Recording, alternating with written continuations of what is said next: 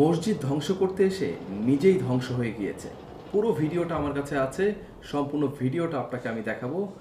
আর এই ঘটনাটি মূলত হামাস এবং ইসরায়েলের যুদ্ধের একটি ভিডিও।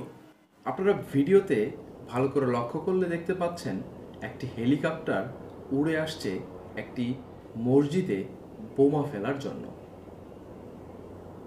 ঠিক মসজিদের কাছাকাছি এসে কয়েকটি বোমা ফেললে এরই মধ্যে হেলিকপ্টারেও কিন্তু আগুন ধরে যায় এবং সেখানেই ঠিক মসজিদের পাশেই সেই হেলিকপ্টারটা কিন্তু বিধ্বস্ত হয়ে যায় এবং হেলিকপ্টারে থাকা যে সৈন্য রয়েছে তারাও কিন্তু মারা যায়।